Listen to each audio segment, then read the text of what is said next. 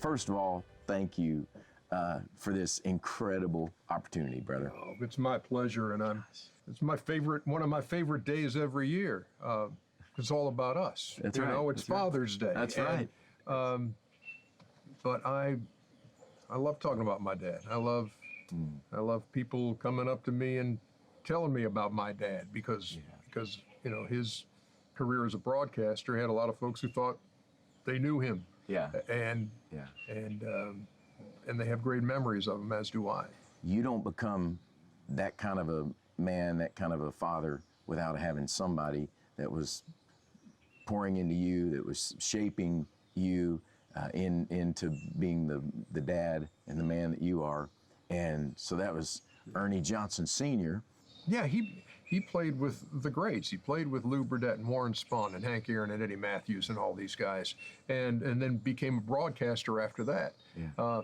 And it was his time as a broadcaster when I spent so much time with him, tagging along, going to the stadium. You know, I'd go to the ballpark and watch him prepare for a broadcast. And he just, you know, I was always just kind of right there at his hip. You know, those developing years when I'm, you know, becoming a teenager and I'm, you know, starting to think about my future, and I'm hanging out with my dad and watching how he operates. So what I'm able to tell moms and dads now is that, know this, kids have superpowers. They see and hear everything. Even when you're not thinking that you're teaching them anything, you are. Yeah. Because they're watching. I love you talk about his humility. You talk about him. It was a great story of him, one of his broadcast partners saying, you know, and here's the voice of the Atlanta Braves, and how you told a great story. He kind of off air, you know, said, hey, we're all the voice of the Braves. That's, it was Skip Carey. Yeah. And now, we moved to the top of the fifth, and here's the voice of the Braves, Ernie Johnson. Yeah. And my dad does the inning, and they go to commercial break, and he say, Skip, if it's all the same, I don't need that. Yeah. We're all the voice of the Braves. Yeah.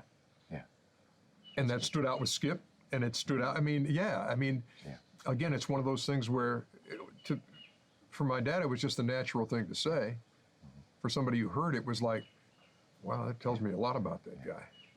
What C.S. Lewis said was, humility is not thinking less of yourself, it's thinking of yourself less. Yeah.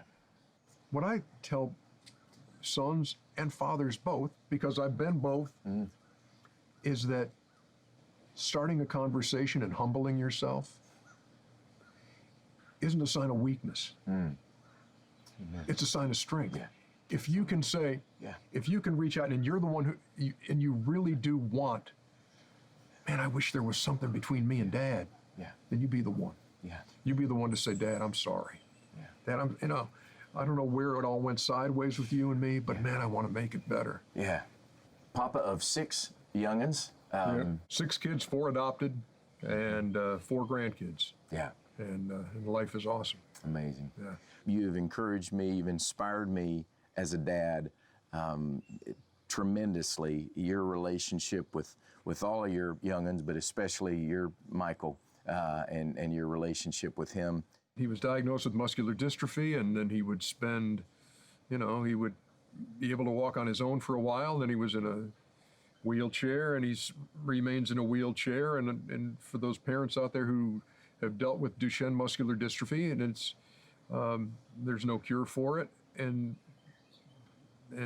all those parents of muscular dystrophy kids know that a lot of times you don't get out of your teens. And so what has happened now, I wake up in the morning and I look at a 31-year-old man. There's not a whole lot of folks who can say they wake up and look at a miracle every day. Yeah. Cheryl and I do. Yeah. And Eric and Maggie and Carmen and Ashley and Allison, they all know a miracle too. Yeah. And I think one of the things as a dad is I don't ever want them to think that, hey, look, it's all about Michael.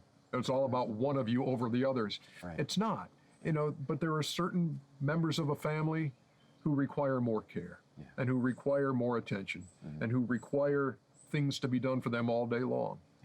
we also know we're blessed, you know, and people look at it and say, oh, well, what you've done for him. I said, no, you got no idea what he's done for us. Yeah.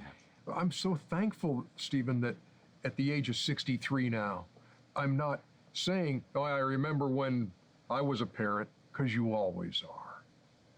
Because you can always provide what a parent provides, because you can always be that source of encouragement when your kids need it, you know? And you learn things about yourself. And there are still times at 63 where I say, man, I wish I'd handled that better. You just relish the opportunity to be that parent and to, as you pointed out, trust God, period. Yeah. Not I'll trust God if, or I'll trust God when, but I'll trust God, period.